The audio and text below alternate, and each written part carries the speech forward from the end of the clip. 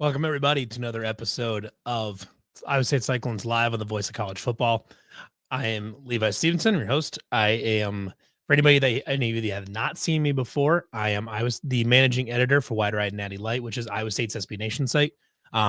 You may have seen me do guest appearances on Mark's show, on Corey's Iowa Live show, and on the West Virginia show as well. I've been on a few different shows on this channel, but pretty recently we started up an Iowa State channel back in December, and trying to get this thing going too. So I appreciate everybody tuning in.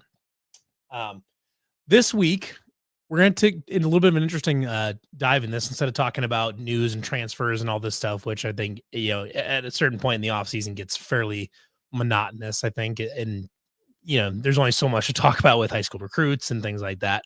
Especially now that we're out of the transfer portal window and all that. We've got spring rosters pretty much finalized in college football. Well, we think it anyways, assuming that the situation with the Wisconsin player just unenrolling from Wisconsin and transferring to Miami without actually going into the portal, assuming that doesn't turn into more, we should have rosters pretty much finalized until this, through spring ball anyways, until you get to the April portal. So what we're going to do today is take a little bit of an interesting look here because Iowa State had a really nice season, finished with 11 wins, but 10 wins. They played for a Big 12 title. They lost in the Big 12 title game to Arizona State, obviously. But they had a case certainly to be an at-large bid, even though they got basically blown out in the title game. Iowa State still had a good resume and probably a case to be made at least to be in to be an at-large bid in the playoff. So I wanted to take a look at this scenario and let's say Iowa State had been an at-large, or maybe they had won the Big 12 title. I wanted to go through and look at all of the college football playoff teams and sort of categorize them by where, how I believe Iowa State would have done against them. And kind of just go, because I think there's a few different tiers in terms of decent chance, okay chance, needed a miracle type of thing. Kind of go through and categorize those a little bit. I think that's an interesting exercise. But the interesting part of this, where it gets really interesting with Iowa State, is for those of you that are not aware, Iowa State had a massive injury swath throughout the whole season. Let me adjust my camera a little bit here so I don't have to lean so far off to the side. Okay. Iowa State had a massive injury problem throughout the season. In the first, I want to say it's on the fourth snap of the game, of the first game of the season, Iowa State loses Caleb Bacon, its starting middle linebacker, who was expected to be one of Iowa State's best defensive players, and maybe honestly one of Iowa State's best overall players. You lose him to a broken leg right away. You also don't have another starting linebacker in Will McLaughlin at all until you get late in the season. You're playing at Utah and things like that. You don't get Will McLaughlin until late, and you lose Caleb Bacon right away. So most of the season, you're starting a redshirt sophomore, a true freshman at middle linebacker, and a redshirt freshman at the other linebacker spot. Which anybody that knows anything about football knows if you're starting freshman linebacker and you're essentially starting three brand new linebackers, because even the redshirt sophomore had not started before. He'd played some sparingly on special teams and stuff like that the year before, but had not really been a starter up to this point. And that's Cooper Ebel. He had not played much at all through the first couple of years. Expected to be a really nice player, but hadn't played at all. Then you got true freshman Cale Brazina stepping in at middle linebacker with the green dot on his helmet from day one. After game two, after Caleb Bacon goes down, and then you've got a few different guys on the other side. You've got Bo Goodwin, and Ryland Barnes comes in later in the season. But the injury problems did not stop at linebacker for Iowa State. Unfortunately, you had some on the defensive line. You had Dominique Orange miss some time throughout the season. You had J.R. Singleton miss some time. At safety, you had Malik Verdon, who has had horrible injury luck the last couple of years. He played a good chunk of the season, but was just banged up the whole time. Bo Freeler was kind of a famous case that I was within the Iowa State community anyways, of just a guy that was just banged up constantly. He, as the story goes, this past offseason in the summer, he was actually encouraged by doctors to medically retire because his shoulders were so banged up and essentially have nothing. There's just nothing left in his shoulders. They've just been torn up so many times that he just, he's probably going to live the rest of his life not being able to pick up his arm above about here. But he chose to play the entire season because knowing that his injury issues are probably going to keep him out of the NFL. He chose to play every single snap this season, and good on him. But he was playing hurt, very hurt. A lot of the season, Malik Verdon was hurt a lot of the season. Saw some injuries at corner. We saw multiple injuries at tight end. Ben Bramer missed a chunk of the season. You saw Cooper Alexander not play at all this season. Now that meant Gabe Burkle stepped up and had a nice season as well. The offensive line had some issues. You had multiple starters go down at various points in the season. Jalen Travis didn't play the first few games. All this is to say is that Iowa State was a very, very banged up football team. If I remember correctly, the number I saw was outrageous. I believe it was by like the 8th or 9th game. I think it was by the time they played. I want to say it was by the time they played Utah that 105 guys had played snaps for Iowa State in 2024. If that shows you the number of guys that were injured for Iowa State this season. It was pretty unreal. By the time you're getting into those later game seasons, you're talking about Caleb Rosina, who had gotten hurt, and you have true freshman walk-on linebacker Rylan Barnes, then starting at middle linebacker for a few games. The injury problems were tenfold. It was unreal how many injuries Iowa State had. So it was kind of amazing. And frankly, it was kind of amazing that they had the season they did, and they were able to deal with the adversity that they had to deal with, and had some big wins along the way as well. But the injury issues reared their ugly head once you get to Arizona State, because you had Malik Verdon was playing with basically a robot arm because he just couldn't. His shoulders and his elbow were so banged up. Bo Freeler's banged up. You're missing tight ends. You're missing a corner. They really reared their ugly head. Arizona State, obviously Cam Skadboo's an incredible player, and they were super aggressive. Sam Levitt's a great quarterback. Arizona deserved to win that football game, and they would deserve to win by multiple scores. But a fully healthy Iowa State, or as healthy as you can expect them to be at the end of the season, probably plays a much better game against Arizona State. But not that injuries are an excuse, but it's just context. Where this all ties into my theme for today is that there's a lot of those guys that were not available or were very, very banged up for the Big 12 championship game, and then did not play in the bowl game, or for whatever reason, that in a playoff scenario, while it would have been technically a little bit shorter rest, you would have had guys that would have played in a playoff game that sat out a bowl game, like a Jaden Higgins, who sat out the game against Miami. I was maybe arguably Iowa State's best receiver, another 1,000-yard receiver, one of the 2,000-yard receivers, sat out the bowl game. Darian Porter, who is Iowa State's best special teams player and best cornerback, also sat out that game. You had multiple guys. Ben Bramer did not play that game just because of injuries. Malik Verdon didn't play because of injuries. The other rumor, if you want to call it that or whatever, but the thought was that if Iowa State was playing in a playoff game, that Caleb Bacon would have been available and that Ben Bramer would have played. So a playoff Iowa State team probably has more of its starters back than it's had the entire season, essentially up to this point. And it's not the same team that played in that Big 12 championship game. So, I think it's an interesting dichotomy to look at here, because it's two different paths. If you look at, we'll look at both for each opponent, because we don't know that they would have all come back. If we just say that the Iowa State team that played against Arizona State, let's say they get into the playoff and they can be anywhere, whether they're an at-large or they beat Arizona State or whatever it is, that team with those injuries gets into the playoff. And then we'll say, okay, let's say you do get all those starters back. How does Iowa State fare against those?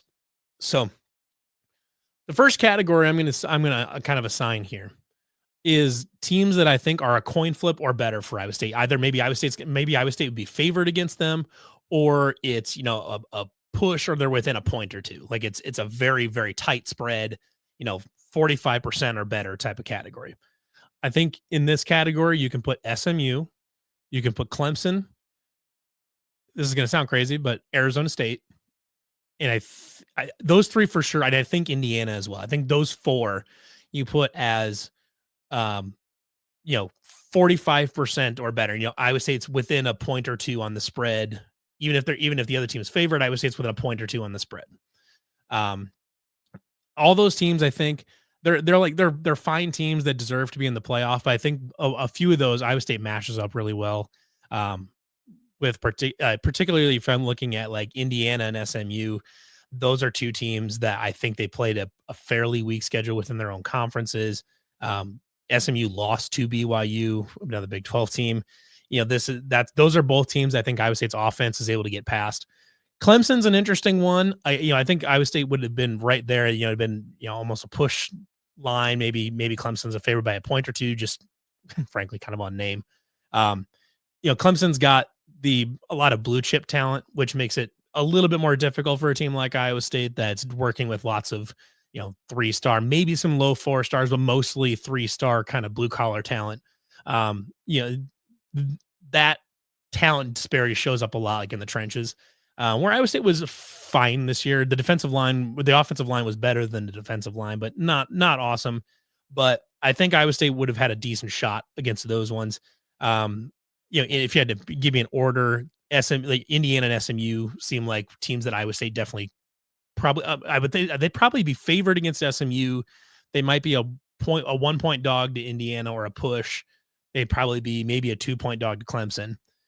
Arizona State's an interesting one, and I'm going to bring up Arizona State, even though I know that Arizona State blew out Iowa State in the bowl game or in the Big 12 championship. I'm aware of that. However, Iowa State was actually favored in that game. They were favored going into that Big 12 championship game. Technically, Arizona State was an upset. So that's certainly a team that Vegas believed Iowa State should beat. And I think on a better day with fewer injuries, I think Iowa State can maybe, I don't know, should is the right word, but Iowa State definitely has a much better chance to win that game. And maybe you get Arizona State a second time and they don't catch you off guard with some of the weird stuff that they like to do with Cam Scatterbo. They liked to do with Cam Scatterbo. So I think those four, I guess actually the fifth one I would throw in there is the tricky one here is Boise State. I would say its roster, top to bottom is probably better than Boise State's. But they have Ashton Jeanty. And the thing that we saw all year was, I would say its defense was fine. It wasn't as good as it has been in previous years. But one of the things they really struggled to do was to a significant point of consternation and stress for Iowa State fans going into that game. It's an interesting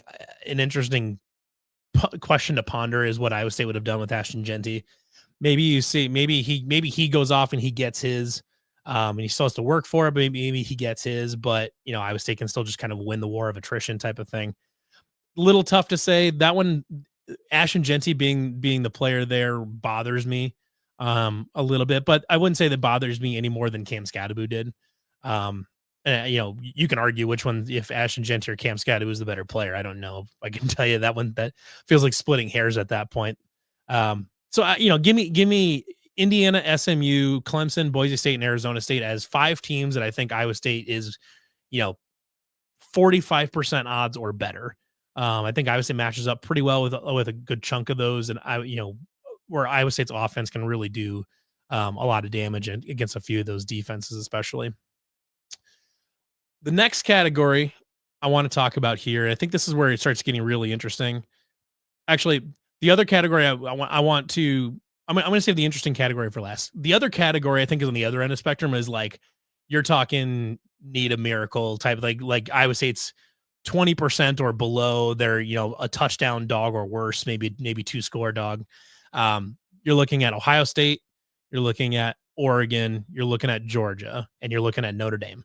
Those 4 teams, that it would have been uphill. It would have been a major uphill battle.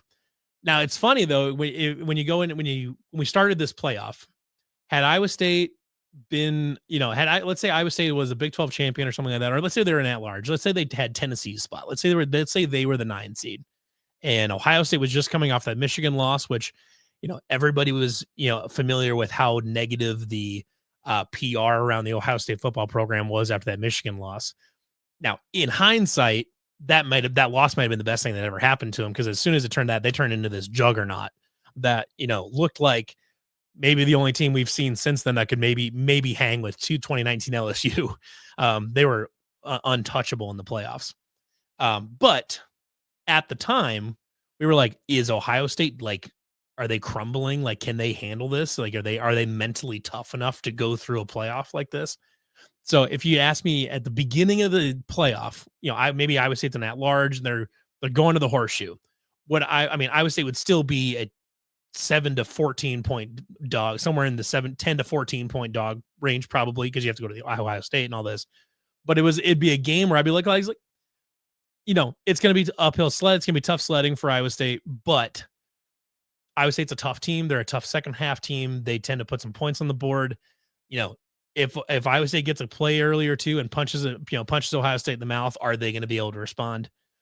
Now, in hindsight, the now reigning national champions absolutely would have been able to handle it. They're an incredible football team.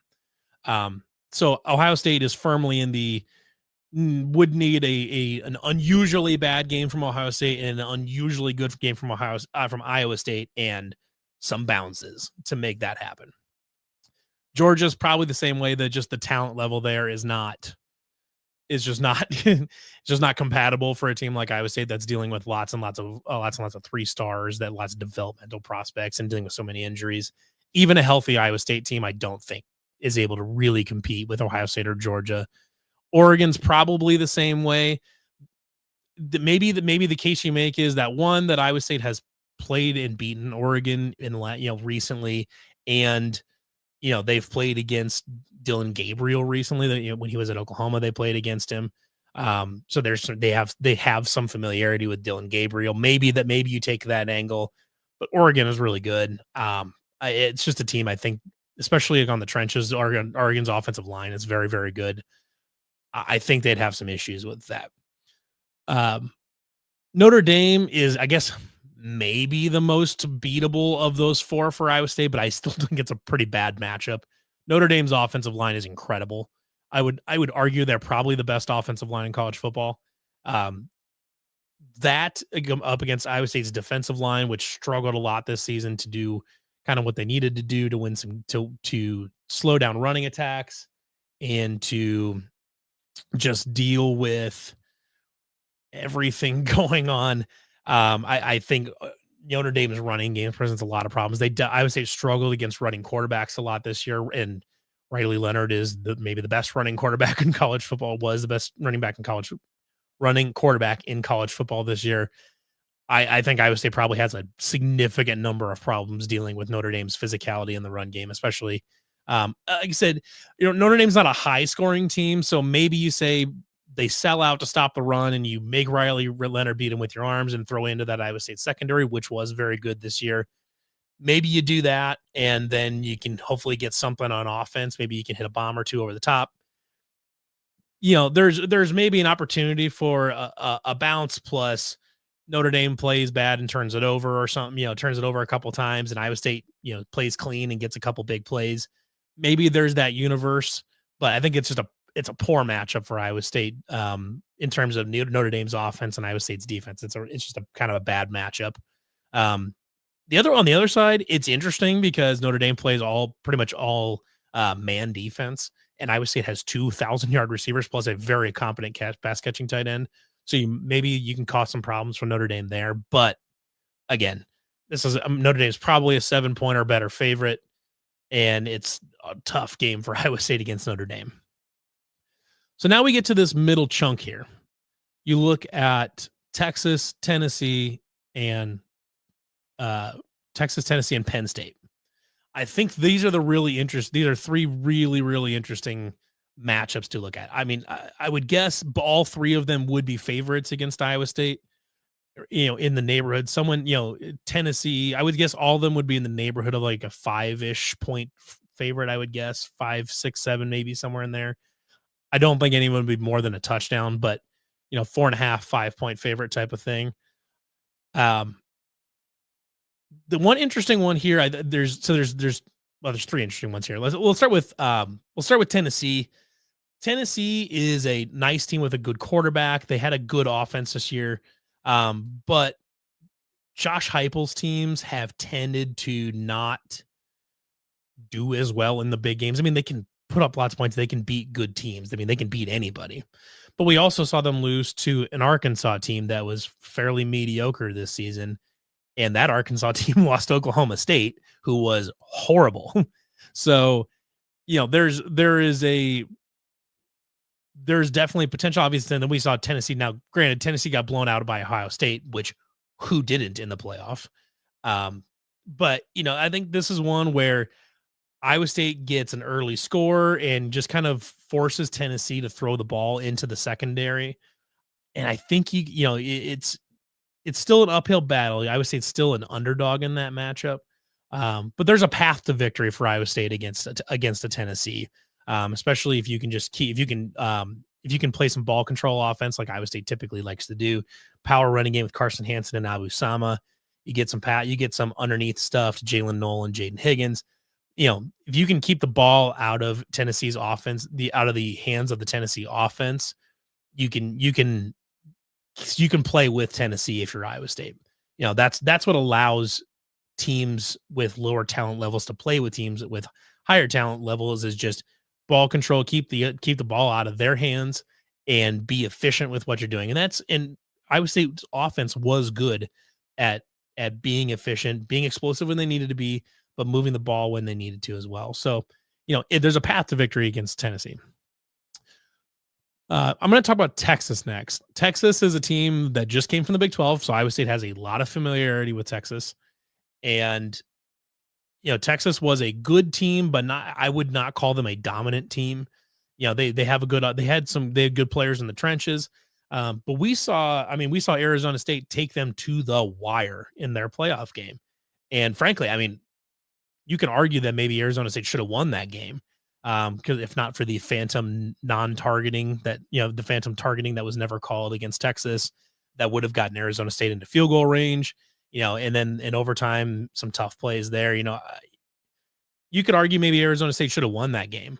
And, I put Arizona State and Iowa State as far as a quality of team, especially if they're both healthy. I put them basically in the same category. So in my, if Arizona State is able to hang with Texas, Iowa State can hang with Texas. And like I said, there's also a lot of familiarity there. Iowa State can would be able to move the ball against Texas's defense a little bit. I think that's a team. Like I said, Texas is probably a 5 to 7 point favorite in that game. Maybe not quite 7, 5 points probably, 5 to 8, and I'll say 5 to 7, somewhere in there. Anyways, that's it. There's a clear path to victory there because Iowa State has beaten Texas fairly regularly for the last 15 years. Texas still won more than they lost, but for a program like Iowa State to beat Texas pretty regularly shows you kind of what's been going on. And I think this is a season that Iowa State absolutely would have had a shot against Texas. They would have had a game plan. They would have done it differently than Arizona State did, where Arizona State basically just handed it to one dude and said, go win us a football game. And he damn near did, and he tried to.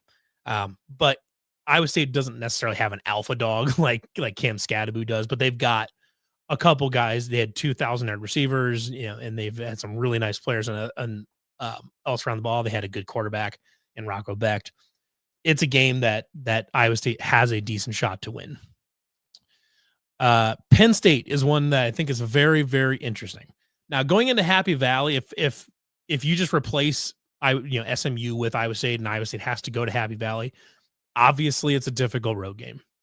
However, if you watch Iowa State and Penn State on tape, they are darn near identical football teams.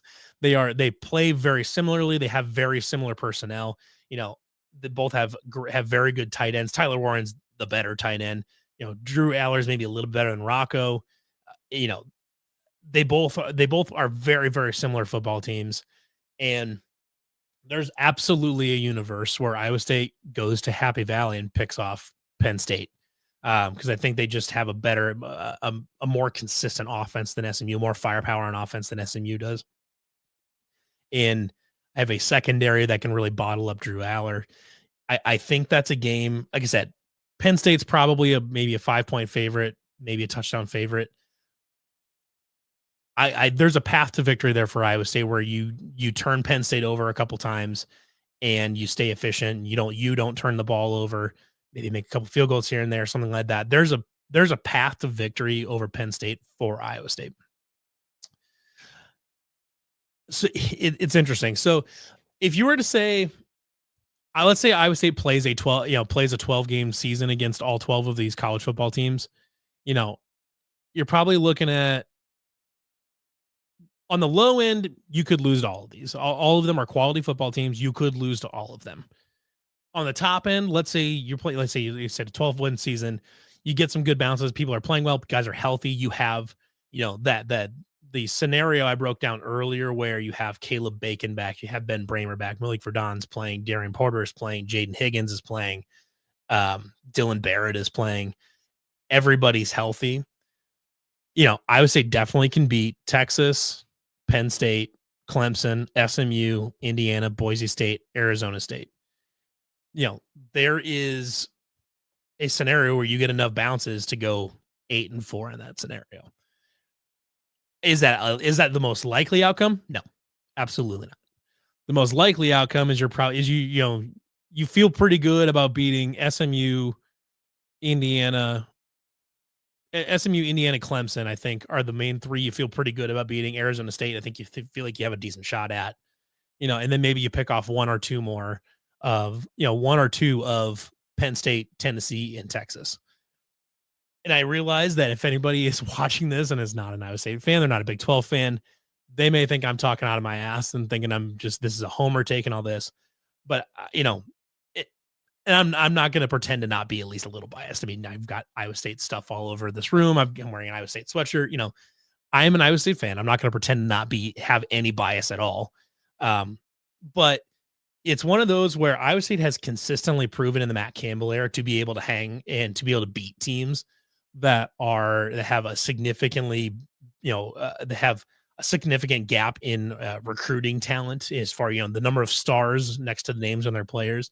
Iowa State has a proven pedigree of beating teams with more talent, just based on taking care of the ball, doing the little things right, making plays when you need to, and having guys and finding guys that other teams don't want.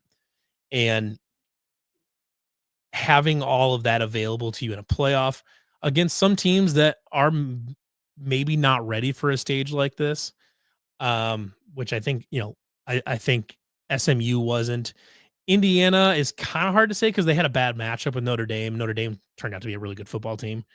They got blown out by Notre Dame and didn't really look all that competitive except for like the first couple drives.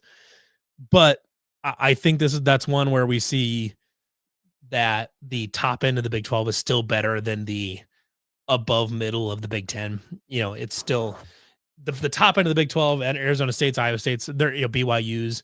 They're not going to compete with an Ohio State, but they absolutely can compete with a Penn State or an Indiana or something like that. I think that's where we see something like that, where you could see honestly, maybe a Big 12 champion Iowa State with a lot of players that are healthy, maybe as a favorite against Indiana, even though they have a very good record and they, they're right there. Maybe you see Iowa State be a favorite going into that game. Sometimes I think odds makers do like to ride the kind of sexy team a little bit. So maybe Indiana gets a little bit of a bump there just because they're kind of the hot team for a lot of this season. But, I really think that Iowa State is competitive in at least half of these games. Even if they're losing some of these games, the only teams I see on here that are, if you're play each of these games 100 times, you simulate these games 100 times, the number of times that Iowa State loses by double digits to anybody other than Ohio State, Georgia, Oregon, or Notre Dame, I think is pretty small. I don't think Iowa State loses by double digits to more than one or two, 1.5 possessions, against really anybody but those four. I think they'll play Texas close. They'd play Penn State close. They'd play the other 6 close or beat them for sure. So, it's interesting to look at. I mean, obviously we're talking all hypotheticals. Things can go wrong. Maybe Iowa State goes in, there's in one of those 100 simulations of this mythical hypothetical 12 game season, Iowa State goes 0-12 and loses all of them by double digits. There's also the scenario where Iowa State goes 9-3 because they picked off Notre Dame. They beat the other 8 and then they picked off Notre Dame. You know, that situation also exists. So the ceiling, if you're looking at the distribution chart, there's it starts at 0, it goes up to probably it peaks at probably 4, 4 or 5, probably 4, I would say 4.5, and then drops down, and there's still a data point at 9-3. All right, I I don't know about 10-2. I don't think like of Ohio State, Oregon, and Georgia. Is there any of them that Iowa State can pick off on a weird day? I don't know. I don't think so. I guess Oregon would be the only one I'd even want to try to have a piece of, but I don't think I would. I think that would go bad for Iowa State if I had to pick one of those 3. So, you can kind of go through these exercises a different way. And like I said, this scenario changes a little bit. The scenario changes a little bit based on what Iowa State players are available to them. Later said Georgia with or without Beck. I think you would assume that all the other teams are as they were. So you would say Georgia without Carson Beck just because he wasn't in the playoff game. So I think, yeah, I mean, Georgia without Carson Beck, I guess the main thing that worries me with Georgia is that when you're talking about having 4 and 5-star guys all across the all across the offensive and defensive line, that creates a lot of problems for a team like Iowa State that has, maybe a couple really good offensive line, but a couple guys that are just kind of, they had to hide them a little bit or whatever it is. That's just kind of how it works. A program like Georgia or Ohio State or whatever is able to stockpile, NFL prospects on the 2, all the way through the 2 deep, basically. And that's a difficult matchup for Iowa State. Iowa State can probably match up. Like I would put Iowa State's receivers against their corners, no problem. I don't have any concern whatsoever about Jaden Higgins and Jalen Knoll being able to win matchups against Georgia's corners. I'm not worried about that. And I'm not worried about Ben Bramer, the tight end, being able to get open against their linebackers. I'm not worried about that. What I am worried about is, one, being able to do something in the run game, because that offensive line is probably going to get pushed around a little bit by that Georgia defensive line. That's my main concern. But, Georgia without Carson Beck is a less potent offense. It's not nearly as scary as far as them putting up points. And then it just becomes you putting up points. Maybe you can turn Georgia over and get a weird bounce. I still don't like Iowa State's odds there at all. But it's an interesting scenario. With Carson Beck, I think that's a pretty big uphill ask, but it's tough. I can still be realistic about Iowa State and understand that, like, there's just certain spots where, like, the blue bloods that have all these 4 and 5-star talent, these 4 and 5-star players, just have built-in advantages over developmental programs like Iowa State. And you really see it in the trenches on both the offensive and defensive line. So, but I really appreciate the question, Laser. Thank you for that. That's a good point there. So, and for anybody else watching too, if you have questions that you would, scenarios you'd like me to bring up, or if you got questions for me, or questions about Iowa State, if you're not familiar with the program or any of that, I would definitely more than welcome to field any questions you guys got from that. So one thing I do also want to talk about a little bit is we saw some of we got the final AP polls today, or the closing AP polls today, and some interesting ones in here. Let me pull it up on screen so everybody can see here real quick. I'm a one-man band over here, so I'm running to my own screen. So, not a lot of surprise. The playoff teams made up the top 12, with the exception of Clemson falling to 14 and Ole Miss there, jumping up to 11. However, look right there. Iowa State's in there 15, and shout out to BOU for jumping up to 13 after they blasted Colorado in the Alamo Bowl. I think this is a testament to the season Iowa State put up. Obviously finished 11-3.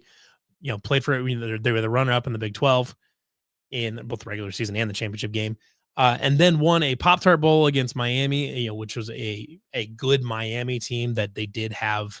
They did have Cam Ward for the first half, and then he just didn't play the second half for no reason at all. But it's still a good win against a ranked team that had a good season. And that's a reflection of I think it's a proper reflection of Iowa State having a very good season, having a quality season, setting a program record for wins. And what's important here too, and to any SEC viewers that are watching, this may sound like a foreign conversation to you, but for Big 12 teams and for teams not in the SEC or the Big 10, starting in the top 20 to top 15 gets you a lot. It helps you a lot when you're talking about the college football playoff at large conversation, come October and November. So if Iowa State can be good again next year, them being 15 now means that going into next season, assuming we don't see any major transfers, like I don't anticipate we're going to see any major transfers from Iowa State, but like assuming Rocco Beck doesn't leave or something like that, which Rocco Beck is not transferring, but Suns, something like that happening where they lose a major contributor, I would expect Iowa State to be in the top 20 in the preseason. 18-ish feels probably about right to me, but when you look at this final AP poll, all you see is essentially the playoff teams plus BYU, and then Ole Miss is still up there at 11.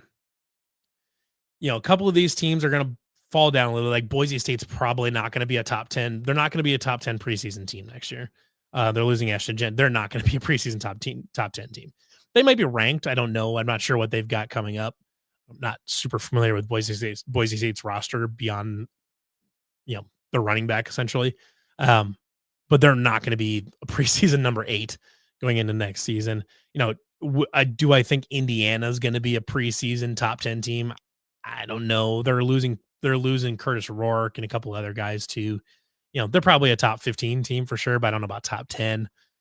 I think most of the rest of these will probably be top 10. Arizona State's probably like a 10, 11, 12 type preseason team. They were able to bring in a transfer running back. Forgive me, I can't remember his name, to replace Cam Scadaboo.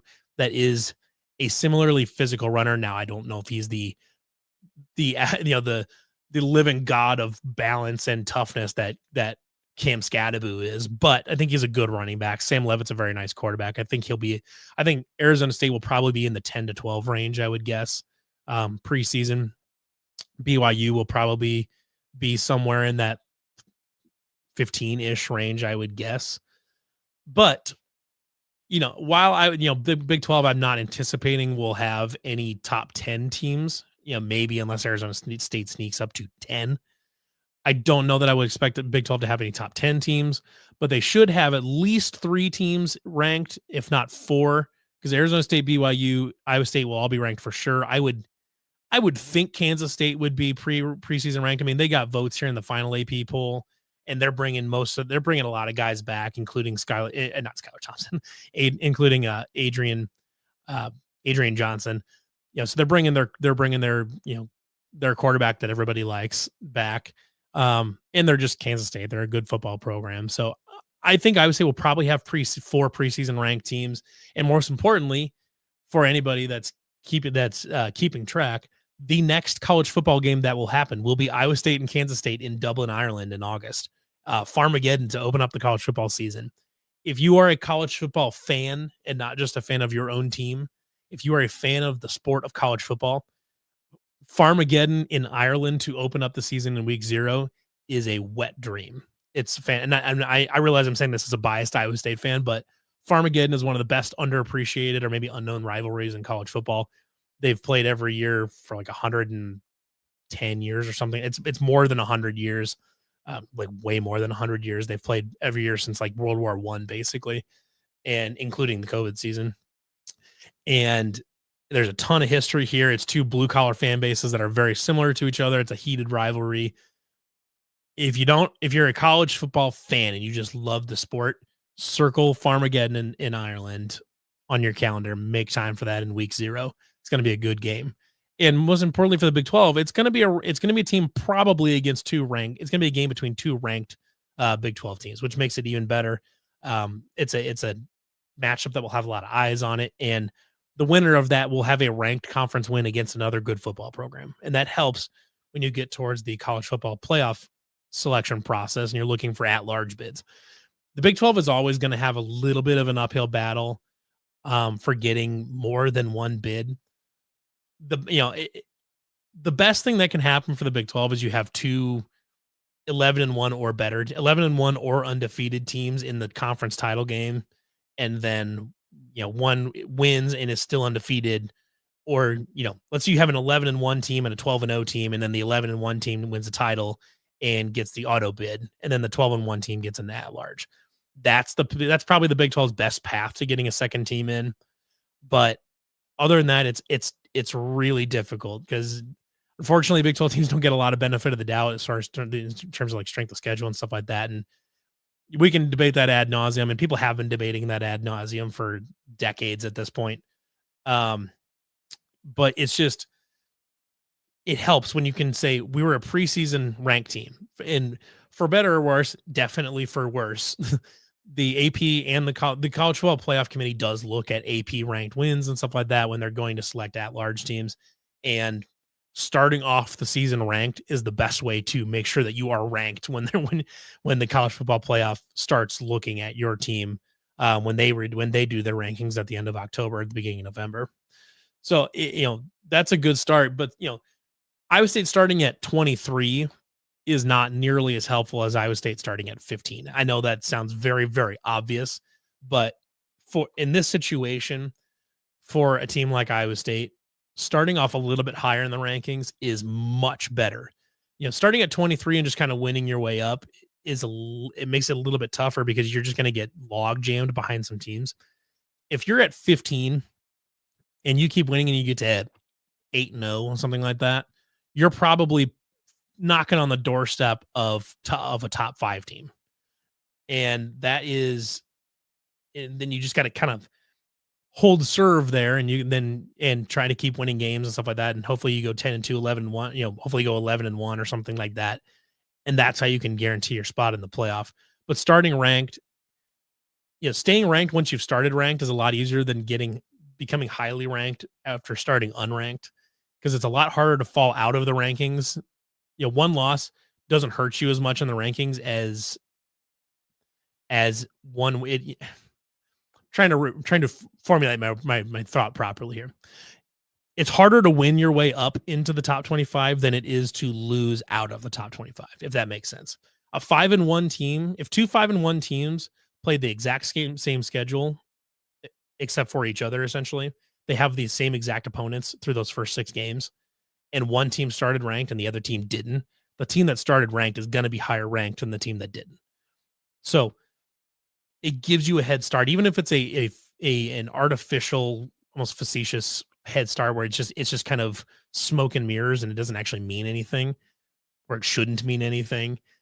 It kind of does to AP voters and to college football playoff committee members. So Iowa State being 15 in this closing poll is a good sign for the program going forward, because that means that going into next year with the preseason poll, they're going to have a leg up and say, well, Iowa State's 15 here. They were 15 in our closing poll. They're bringing a lot of people back. They're bringing their quarterback back. They're bringing the running backs back. They've got a lot of talent coming back on defense. But, Boise State lost Ashton Genty, and Clemson, they've got Cade Klubnik, but maybe they lost some other guys. I'm not sure exactly what their situation is. Indiana lost Curtis Rourke. So those guys drop out, and Arizona State lost Cam Scadaboo, their best player. Those might be enough to buoy Iowa State to stay in that 15 range. If they're higher than 15, awesome. I want to say, because in what's fascinating here is, you get these too early playoff rankings. You get these way too early, top 25s for next year. Brett McMurphy came out with his. I'd have to find it again, but Brett McMurphy came out with his, and he had Iowa State at 23, which I felt was a little low. I mean, like, I guess I get it, because you're losing 2,000-yard receivers, and you're losing an all-conference, 2 all-conference safeties, and a corner that's played forever, 2 corners that's played forever. I get it, but I would have probably started them a little higher, just given how much is coming back for Iowa State, which is pretty much everybody else besides who I just named. But then ESPN came out with their top 25, They're way too early top 25. And they had Iowa State at 11. 11, which thank you for one. Thank you, ESPN, for ranking us 11th. But I probably wouldn't have put Iowa State quite that high just because you do lose 2,000-yard receivers. And there's guys, there's depth on the roster. They brought in some really nice transfers in Chase Soul and Xavier Townsend, and a couple other guys. Isaiah Alston was an Army transfer last year that started to come on towards the end of the year. And I think there's the thought is he's going to break into the depth chart and potentially be a nice starter next season. But you have a lot of unproven talent at some of those positions. So right now, I would say somewhere between 11 and 23 going into the next poll. You'd like them to be closer to 11 because that gets, like I said, that gets you into a spot where, if you start at 11 and you get to 5-0, you might be 8th or 7th or something like that, depending on who loses ahead of you. So there's room to go up. And if you can have a single digit number next to your name during multiple football games in a season, that helps you tremendously as it comes down to the playoff selection, things like that. And, we've got a whole offseason. I'm going to go through Iowa State's schedule at a later date, but Iowa State's schedule going into next season, given the opponents, is about as favorable as it can get as far as who you have at home and who you have on the road. So, there's going to be an opportunity there. They've got a lot of guys back. And if you can, especially if you can beat Kansas State and Ireland and then beat Iowa at home, you're looking at maybe a 4-0 start, maybe a 5-0 start.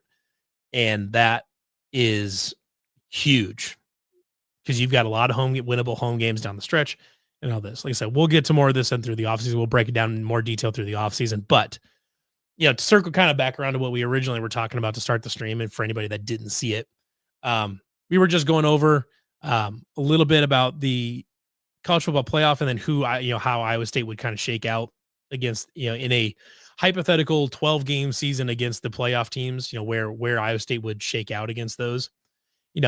I'm looking Indiana, SMU, Boise State, Clemson, Arizona State. Those 5 are beatable. You're either favored or you're within a couple points on the spread on those. Definitely winnable games. Tennessee, Texas, and Penn State are all, 40% odds type thing where, you're still, it's an uphill battle, but there's a clear path to victory to beat those teams. And then you've got the other 4, Ohio State, Oregon, Notre Dame, and Georgia, where it's a huge uphill battle. You have to have a lot of bounces go your way. You said maybe Notre Dame is the team you can pick off because they're not like a super high-powered offense, but they just kind of grind games out. And that's the game Iowa State typically likes to play. But either way, that is 4, those are 4 teams that Iowa State would probably struggle against a little bit just on the basis of, just personnel and play style and all that. So I appreciate everybody for tuning in. If anybody has any questions, I can kind of hang around for a couple minutes here. If anybody's got any other questions about Iowa State, about my hypothetical playoff scenario, about anything in the off season, about me, I guess, if what other stuff, if you've got any personal questions for me, I guess I'm more than happy to field those as well. But I do appreciate everybody for tuning in. I think this is probably my first time streaming to like the main college football Twitter account or X account. And so I appreciate everybody that's tuning in that has not necessarily tuned in. I'm also live on YouTube right now. If anybody has enjoyed this, I know Iowa State might not necessarily be the team you care about much. Maybe they're not normally in your sphere of consciousness, but Iowa State's got a good football program now. Matt Campbell's a very, very good coach. They've got some nice high-end players now. Iowa State's a program that if you're not paying attention to them and haven't up to this point, now's a great time because they just won a school record 11 wins and had a school record 11 wins this past season, and things are looking up. They've got a lot of nice young talent coming in.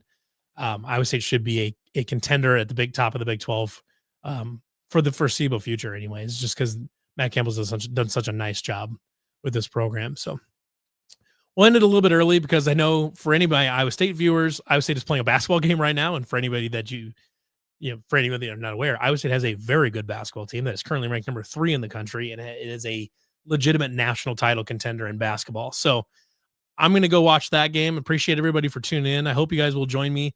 Like I said, I'm here every single Tuesday, 8 Eastern, 7 Central, talking Iowa State football, taking questions, and answering them to the best of my ability. We're gonna do some more fun stuff this offseason. I got a lot of fun ideas. We'll look back at some historical games, maybe some past seasons, some former players and stuff that maybe have some interviews with some former players and things like that. We're going to try to kind of mix it up and really have a fun little channel in the off season. Then we can prepare for what hopes to be, what I hope to be, should be a pretty good 2025 season for Iowa State. So thank you again for everybody watching, and we will see you all again next week. Later. Go Cyclones.